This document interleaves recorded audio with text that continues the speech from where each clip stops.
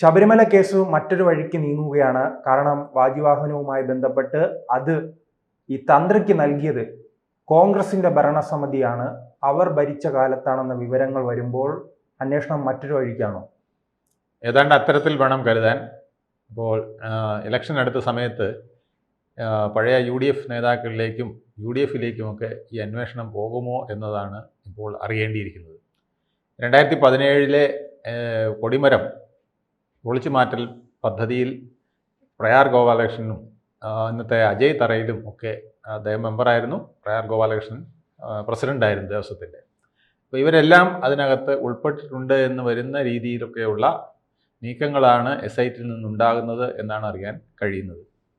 അതുപോലെ തന്നെ സ്വർണം പൊതിഞ്ഞ 11 കിലോഗ്രാം വരുന്ന വാജിവാഹനം അജയ് തറയിലാണ്. അജയ് തറയിലും പ്രസിഡൻറ്റും ഒക്കെ കൂടെ ചേർന്നാണ്, പ്രയാർ ഗോപാലകൃഷ്ണനും ഒക്കെ ചേർന്നാണ് തന്ത്രിക്ക് കൈമാറിയിട്ടുള്ളത്. തന്ത്രി അത് വീട്ടിൽ കൊണ്ട് വെച്ചിരിക്കുകയായിരുന്നു. അപ്പോൾ ഇത്തരത്തിൽ അത് മാത്രമല്ല, ഏറ്റവും പ്രധാനപ്പെട്ടത് ഈ കൊടിമരം ചിതലരിക്കുന്നു, ഏതാണ്ട് ദ്രവിച്ചു പോയിരിക്കുന്നു എന്നുള്ള മട്ടിലൊക്കെയാണ് പറഞ്ഞിരുന്നത്. പക്ഷേ കൊടിമരത്തിൻ്റെ കീഴ്വശം കോൺക്രീറ്റ് ആണ് ചെയ്തിരുന്നത്. അതെങ്ങനെ ചിതലരിക്കും അല്ലെങ്കിൽ ദ്രവിച്ചു പോകുമെന്ന് ആർക്കും മനസ്സിലാകുന്നില്ല. പിന്നെ അതിൽ ചുറ്റി വെച്ചിരുന്ന സ്വർണം എത്രയാണെന്ന്, അതിൽ പൊതിഞ്ഞിരുന്ന സ്വർണം എത്രയാണെന്ന് അറിയാൻ മാർഗമില്ല. കാരണം റെക്കോർഡുകളെല്ലാം നശിപ്പിച്ചിരിക്കുന്നു എന്നുള്ളതാണ്. അപ്പോൾ അവിടെ അതിനേക്കാൾ പ്രധാനം വളരെ പഴക്കമുള്ള ഒരുപാട് വിഗ്രഹങ്ങൾ ആ കൊടിമരത്തിൽ വെച്ചിരുന്നു. അതിൽ അഷ്ടദിക്പാലകർ അടക്കം പല വിഗ്രഹങ്ങളും അതിനകത്തുണ്ടായിരുന്നു. അതൊന്നും ഇപ്പോൾ കാണുന്നില്ല. അത് റെക്കോർഡിക്കലായിട്ട് എത്ര ഉണ്ടെന്നറിയാൻ പറ്റുന്നില്ല. കൊടിമരത്തിൽ എത്ര സ്വർണം പൊതിഞ്ഞിരുന്നു എന്നറിയാൻ പറ്റുന്നില്ല. കാരണം റെക്കോർഡുകൾ കാണുന്നില്ല. ഇത് 1971 പണിത കൊടിമരമാണ്. ആ കാലം മുതൽ ഇത്രയും നാൾ നിന്നിരുന്ന ആ കൊടിമരത്തിൻ്റെ സ്വർണം എത്ര, അതിലെ എത്ര വിഗ്രഹങ്ങൾ, അതിലെ വാജിവാഹനം ഒഴിച്ച് ബാക്കിയൊന്നും ഇപ്പോൾ കാണാൻ കഴിഞ്ഞിട്ടില്ല എന്നുള്ളതാണ് അറിയുന്നത്. ഇത് വലിയ ഒരു അക്രമം തന്നെയാണ്. ശബരിമല ക്ഷേത്രത്തിൻ്റെ ഏതാണ്ട് ആണിക്കല്ല് വരെ ഇളക്കിക്കൊണ്ട് പോയിരിക്കുന്നു. അവിടെ എവിടെയെങ്കിലും ഒരു മഞ്ചാടി സ്വർണം ഉണ്ടെങ്കിൽ അതും പോയിരിക്കുന്നു എന്നുള്ളതാണ് മനസ്സിലാക്കുന്നത്. ഈ കോൺഗ്രസ് നേതാവ് അജയ് തറയിൽ പറയുന്നത് അന്ന് ഒരു തെറ്റും പറ്റിയിട്ടില്ല. ഈ വാജിവാഹനം തന്ത്രിക്ക് നൽകിയത് വിശ്വാസത്തിന്റെ ഭാഗമായാണ്, അത് അദ്ദേഹം ആവശ്യപ്പെട്ടത് കൊണ്ട് ഇങ്ങനെ ഒരു രീതി ഉണ്ട് എന്നതെല്ലാം ചൂണ്ടിക്കാട്ടിയാണ് അദ്ദേഹം പറയുന്നത്.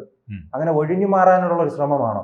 ഏറ്റവും അവസാനം ഈ സോണിയാഗാന്ധിയുടെ സംഭവവുമായി ബന്ധപ്പെട്ട അടൂർ പ്രകാശിനെ കാണാനില്ല. ഇപ്പോൾ നിലവിലുള്ള അജയ് തറയിലാണ്. ഇദ്ദേഹവും ഇനി മൗനത്തിലേക്ക് പോകുമോ?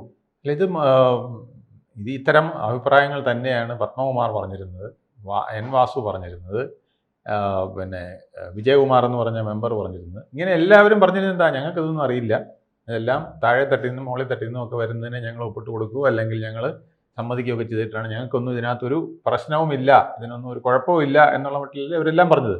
അപ്പോൾ അവരെല്ലാം ഒന്നൊന്നായിട്ട് അകത്തായി. ഇനി ബാക്കി നിൽക്കുന്നത് പ്രശാന്താണ്, അതുപോലെ തന്നെ UDFിലെ അജയ് തറയിൽ സംഘവുമാണ്. അപ്പോൾ അവരിലേക്കൊക്കെ ഇനി അന്വേഷണം പോകുമ്പോൾ ഇത് എവിടെ ചെന്ന് അവസാനിക്കുമെന്ന് പറയാൻ പറ്റില്ല എന്നാണ് പ്രധാനപ്പെട്ട സോഴ്സിൽ നിന്നൊക്കെ ഇത് കുറേശ്ശെയായി പുറത്തു വരുന്നതെന്നാണ് നിരീക്ഷകർ പറയുന്നത്. ഈ ശബരിമലയിൽ ഇന്ത്യ മുന്നണി ഉണ്ടായിരുന്നു. ശബരിമലയിൽ പൂർണ്ണമായും ഇന്ത്യ മുന്നണി ഉണ്ടാകുന്നതിന് മുമ്പേ ഒരു ഇന്ത്യ മുന്നണി നിലനിന്നിരുന്നു എന്ന് വേണം ഇപ്പോഴത്തെ ഈ കൂട്ടുകെട്ടുകളിൽ നിന്ന് മനസ്സിലാക്കാൻ. ഭഗവാന്റെ സ്വർണം അടിച്ചു മാറ്റുന്നതിൽ ഇന്ത്യ മുന്നണി വെട്ടിത്തിളങ്ങിയിരുന്നു, സ്വർണ്ണപ്രഭയിൽ വെട്ടിത്തിളങ്ങിയിരുന്നെന്ന് തോന്നുന്ന വിധത്തിലാണ് ഇപ്പോഴത്തെ പോക്ക്. അത് SITയും ഹൈക്കോടതിയുമാണ് പൂർണ്ണമായും ശരിവെച്ച് പറയേണ്ടത്. എന്തായാലും ആ ദിശയിലേക്കാണ് ഇപ്പോൾ കാര്യങ്ങൾ പൂർണ്ണമായും പൊയ്ക്കൊണ്ടിരിക്കുന്നത് എന്നുള്ളതാണ്. പക്ഷേ ഏറ്റവും ഗതികെട്ട കാര്യം 1971 എത്ര സ്വർണം ഈ കൊടിമരത്തിൽ പൊതിഞ്ഞിരുന്നു, അതിലേതൊക്കെ വിലമതിക്കാനാവാത്ത വിഗ്രഹങ്ങൾ ഉണ്ടായിരുന്നു എന്നുള്ളത് കണ്ടെത്താനായിട്ടുള്ള റെക്കോർഡുകൾ പോലും നശിപ്പിച്ചിരിക്കുന്നു. അപ്പോൾ ഇനി എവിടെ എന്ത് തെളിവ് വെച്ച് ഒക്കെ പിടികൂടും എന്നൊക്കെയുള്ള കാര്യങ്ങൾ ഇനി ഹൈക്കോടതിയും SITയും ചേർന്ന് നിശ്ചയിക്കേണ്ടതാണ്. ഇത്തരം കാര്യങ്ങളെക്കുറിച്ച് മുൻധാരണ ഉള്ളത് കൊണ്ടാണോ ഈ CPM നേതാക്കൾ പലതവണ ആവർത്തിക്കുന്നത്, ഞങ്ങൾ മാത്രമല്ല ഇതിനു മുൻപ് മോഷണം നടന്നിട്ടുണ്ടെന്ന്? അതല്ലേ ഇപ്പോൾ? തീർച്ചയായിട്ടും CPM ഉദ്ദേശിച്ചത് ഇത് ആരും അറിയാതെ പോകുന്നെങ്കിൽ പോട്ടെ, അങ്ങനെ പോകുന്നില്ലെങ്കിൽ ഇപ്പം അവരുടെ 4 പേരകത്തായല്ലോ, പാർട്ടിയുടെ 4 പേര്. ഇപ്പോൾ ശങ്കർദാസും കൂടെ വന്നതോടുകൂടി പത്മകുമാർ, വാസു, വിജയകുമാർ, ശങ്കർദാസ് 4 പേരിപ്പം ഏതാണ്ട് അറസ്റ്റിലായി കഴിഞ്ഞു. അപ്പോൾ ഇത് അദ്ദേഹം ഹോസ്പിറ്റലായതുകൊണ്ട്, ശങ്കർദാസ് ഹോസ്പിറ്റലായതുകൊണ്ട് ജയിലിൽ കയറിയില്ല, പക്ഷേ കോടതി കയറി കഴിഞ്ഞു. ആ നിലയിലാണ് നിൽക്കുന്നത്. അപ്പോൾ ഇനിയിപ്പോൾ പിന്നെ CPM അങ്ങനെ ഒളിച്ചു വെക്കേണ്ട കാര്യമില്ല. ഇനി കുറേയൊക്കെ തുറന്ന് പറയാമെന്ന് അവർക്കും തോന്നിയിട്ടുണ്ടാവും, അല്ലെങ്കിൽ പുറകോട്ട് പോകുന്നതിനുള്ള വഴികൾ അവരും കണ്ടിട്ടുണ്ടാവും. അതാണ് ഇപ്പോൾ സോണിയാഗാന്ധിയെ വരെ ബന്ധപ്പെടുത്തി കാര്യങ്ങളിലേക്ക് പൊയ്ക്കൊണ്ടിരിക്കുന്നത്. ഇതിൽ UDF-നും പ്രതിസന്ധി വരുന്ന ലക്ഷണങ്ങൾ കാണുന്നുണ്ട്. UDF കൂടുതൽ നേതാക്കൾ ഇതിൽ പ്രതിയാകപ്പെടുമെന്ന് വിശ്വസിക്കുന്നുണ്ടോ? കൂടുതൽ വരാൻ വഴിയില്ല. ഇതിനകത്ത് അവിടെ ഇതുമായി ബന്ധപ്പെട്ട് നിന്ന അജയ് തറയിലടക്കമുള്ളവരുടെ ഇനിയുള്ള മൊഴിയും കാര്യങ്ങളിലേക്കുമാണ് ബാക്കി കാര്യങ്ങൾ പോകുന്നത്.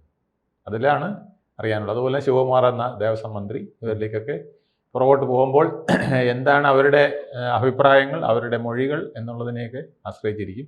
അത്രയും പുറകോട്ട് പോകും എന്നതാണ് ഇപ്പോഴത്തെ SIT-യുടെ നീക്കങ്ങളിൽ നിന്ന് മനസ്സിലാക്കേണ്ടത്. കാരണം ഇതൊരു തുടർക്കഥയാണ്. അപ്പോൾ ഹൈക്കോടതിക്ക് ഇതിൽ എല്ലാം വ്യക്തമാക്കണമെന്നൊരു താല്പര്യമുണ്ട്. അതുകൊണ്ടാണ് ഹൈക്കോടതി ഇത്ര ശക്തമായിട്ട് ഇതിൻ്റെ പിന്നിൽ നിൽക്കുന്നത്. ഹൈക്കോടതി ഇല്ലെങ്കിൽ ഇത് തന്നെ നിഷ്പ്രഭമായി പോയെന്ന ഒരു കേസായിരുന്നു. അതെന്തായാലും ഇത്രയും മുന്നോട്ട് വന്നതിന് അയ്യപ്പനൊപ്പം ഹൈക്കോടതിക്കും നമസ്തേ പറയേണ്ട ഒരവസ്ഥയുണ്ട് നമുക്ക്. ഈ ശബരിമല കേസിൽ ഒരു ഇന്ത്യ മുന്നണിയുടെ പങ്ക് ഇപ്പൊ രണ്ടുപേരെ പരാതി പറയാൻ കഴിയില്ല, രണ്ടുപേർക്കും പങ്കുണ്ട്. അപ്പോൾ ഇത് നിയമസഭാ തെരഞ്ഞെടുപ്പിൽ ജനങ്ങൾ എങ്ങനെയായിരിക്കും നോക്കിക്കാണുന്നത്? ഇപ്പോൾ CPM-നെ കുറ്റപ്പെടുത്താൻ കഴിയില്ല, UDF-നെ കുറ്റപ്പെടുത്താൻ കഴിയില്ല, രണ്ടുപേർക്കും പങ്കുണ്ട്. അതെ. അപ്പോൾ ഇതിനകത്ത് ജനങ്ങൾക്ക് ഇതിൻ്റെ കാര്യങ്ങളൊക്കെ പിടികിട്ടിട്ടുണ്ട്. ജനങ്ങൾ ഇതിൻ്റെ കാര്യങ്ങളിലൊക്കെ ബോധ്യമുള്ളവരാണ്. പക്ഷേ കേരളം ഇന്ന് ഒരു വർഗീയ തെരഞ്ഞെടുപ്പിലേക്കാണ് പോകുന്നത് എന്നാണ് നമ്മൾ കാണേണ്ടത്. ആ തെരഞ്ഞെടുപ്പ് എന്ന് പറയുന്നത് ന്യൂനപക്ഷങ്ങൾ ഒരു പക്ഷത്തും ശരിക്കും അത് അത്രത്തെ തന്നെ എണ്ണമുള്ള ഭൂരിപക്ഷം എന്ന് പറയുന്ന വിഭാഗം വേറൊരു പക്ഷത്തുമായിട്ട് വരുന്ന ഒരു ഘട്ടമാണ് നിൽക്കുന്നത്. അതിൽ ന്യൂനപക്ഷങ്ങളുടെ ഭാഗത്തു നിന്ന് CPM-ന് വോട്ട് കുറഞ്ഞുകൊണ്ടിരിക്കുകയും UDF-ന് വോട്ട് കൂടിക്കൊണ്ടിരിക്കുകയും ചെയ്യുന്നു. അപ്പോൾ ഏകദേശം 50-50 നമുക്ക് വേണമെങ്കിൽ പറയാം, അല്ലെങ്കിൽ 49-51 പറയാം. ഭൂരിപക്ഷം വരുന്ന 51 വന്നാൽ പോലും അതിൽ ഇപ്പോൾ CPM-ഉം BJP-യും കണ്ണുവച്ചിരിക്കുന്നത് 51-ലാണ്.